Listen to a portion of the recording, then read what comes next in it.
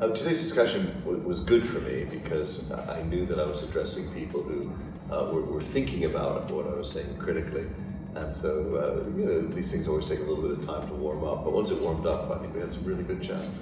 So why do you think this is important for students to learn about artificial intelligence? Well, there are a whole variety of new technologies that we touched on today. Artificial intelligence, smart ledgers, smart contracts, quantum computing, encryption. We looked at a whole variety of things. But I think the biggest thing about AI that I like to convey to people is it's not artificial intelligence. In fact, I much as I think it's an interesting topic for discussion, for me the academic field is really machine learning. We have a body of data.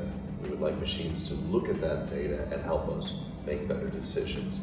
And for me, that's hopefully what the students took away today. That it's not actually that much new in the field. It's not some big revolution.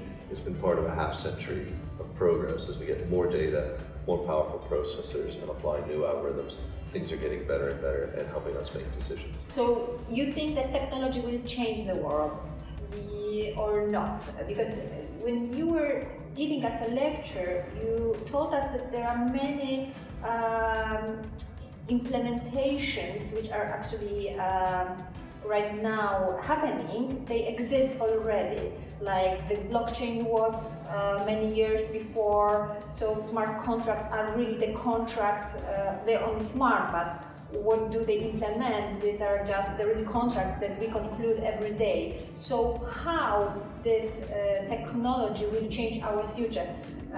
Can you share us the thoughts? Well, I think it's self-evident that technology has changed our futures. I certainly didn't imagine a smartphone in my pocket. I think it's only 11 or 12 years ago. So these are the things that are happening all over the world.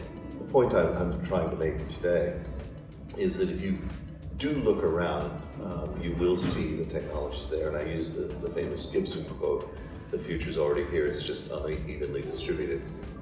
And what that means is if you look around you with a critical eye and assemble things, you can probably see, what the future holds.